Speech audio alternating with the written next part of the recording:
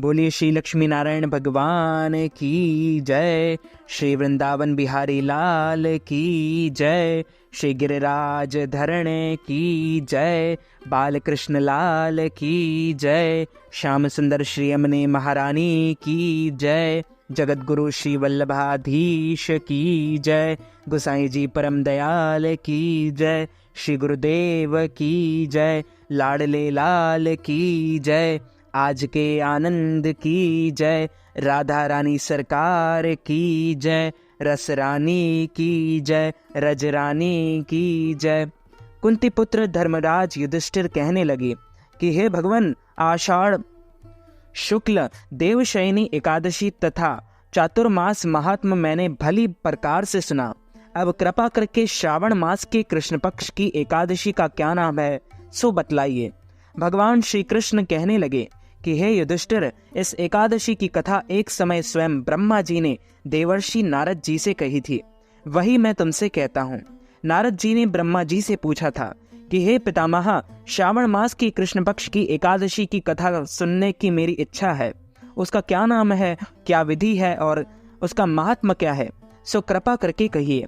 नारद जी के ये वचन सुनकर ब्रह्मा जी ने कहा, हे नारद, लोकों के हित के लिए तुमने बहुत सुंदर प्रश्न किया है। श्रावण मास की कृष्ण पक्ष की एकादशी का नाम कामिका एकादशी है।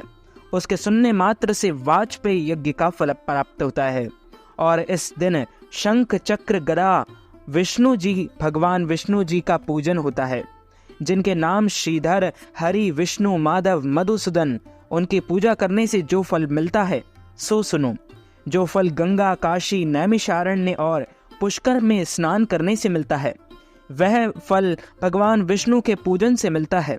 जो फल सूर्य व चंद्र ग्रहण पर कुरुक्षेत्र और काशी में स्नान करने से, समुद्र वन सहित पृथ्वी दान करने से, सिंह राशि के बृहस्पति में गोदावरी और गांडकी नदी में स्नान करने से भी प्राप्त नहीं होता, वह भगवान विष्णु के पूजन से मिलता है।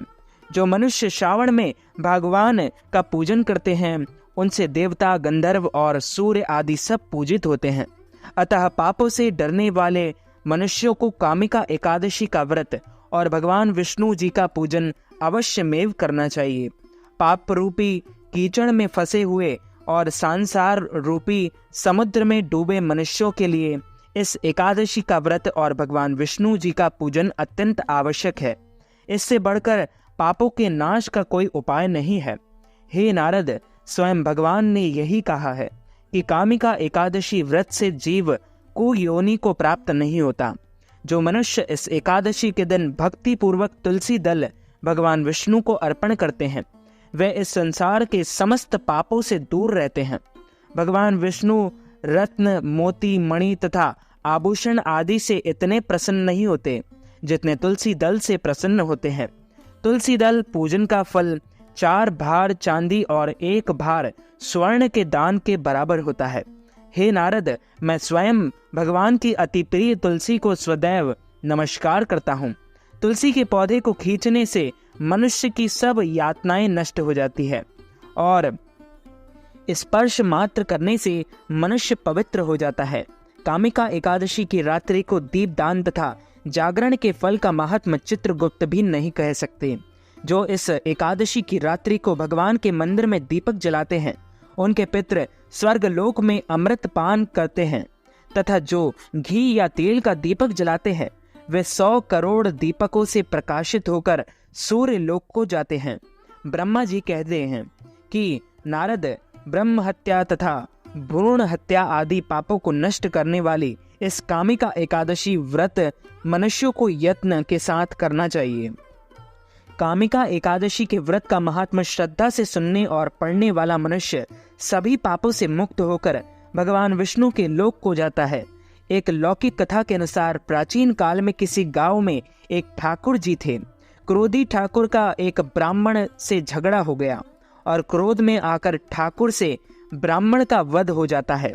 अतः अपने अपराध की क्षमा याचना हेतु ब्राह्मण की क्रिया उसने करनी चाहिए, परंतु पंडितों ने उसे क्रिया में शामिल होने से मना कर दिया और वह ब्रह्म हत्या का दोषी बन गया। परिणाम स्वरूप ब्राह्मणों ने भोजन करने से इनकार कर दिया। तब उन्होंने एक मुनि से निवेदन किया कि हे भगवान, मेरा पाप कैसे दूर हो सकता है। इस पर मुनि ने उसे कामिका एकादशी व्रत करने की प्रेरणा दी। क्षत्रिय ने वैसा ही किया जैसा मुनि से उसे करने को कहा।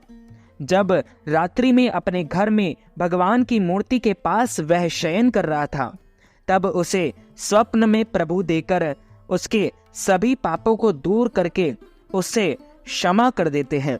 कामिका एकादशी के व्रत कथा एवं महात्म को श्रद्धा पूर्वक सुनने से और पढ़ने वाला मनुष्य तीनों लोकों में पूजनीय है और इस लोक से मुक्त होकर वैकुंठ लोक विष्णु लोक को जाता है। एकादशी पर जो भी भक्त इस व्रत का पालन करते हैं, शुद्ध विचारों और भावनाओं के साथ भगवान विष्णु से प्रार्थना करते हैं और जो निरंतर भगवान विष्णु का भजन करते हैं, वे सभी समस्याओं और स्वास्थ्य संबंधी चिंताओं से मुक्त हो जाते हैं। बोले श्री लक्ष्मी नारायण भगवान की जय। श्री कृष्णचंद्र भगवान की जय। अच्युतम केशवम राम नारायणम कृष्ण दामोदरम वासुदेवम हरि श्रीधरम माधवम गोपिका वल्लभम श्री जानकी नायकम श्री रामचंद्रम भजे जानकी मनोहरम सर्वलोकनायकम श्री शंकरादि सेवितम पुण्य नाम कीर्तनम श्री राम राम राम राम राम नामतायकम राम कृष्ण वासुदेव भक्ति मुक्तिदायकम राम कृष्ण वासुदेव भक्ति मुक्तिदायकम। तो मित्रों, यदि आप कामिका एकादशी व्रत के निमित्त कोई भी दान दक्षिणा हमें प्रदान करना चाहते हैं, अन्न दान, वस्त्र दान, गौदान, तिल दान अथवा एकादशी व्रत के पारणा के निमित्त कोई भी दान दक्षिणा हमें प्रदान करना चाहते हैं, तो आप हमारे गूगल पे, फोन पे, पेटीएम या अकाउंट नंबर के माध्यम से नगद राशि प्रदान करके कामिका एकादशी व्रत का संपूर्ण पुण्य लाभ प्राप्त कर सकते हैं। तो मित्रों, हमारे इस ज्ञानवर्धक वीडियो को आप अधिक से अधिक लोगों को शेयर कीजिएगा, लाइक कीजिएगा, कमेंट कीजिएगा और सब्सक्राइब करके बेल आइकन को भी ऑन कर लीजिए। ऐसे ही नए नए वीडियोस देखने के लिए आप सभी को सादर जय श्री कृष्ण, सादर धन्यवाद।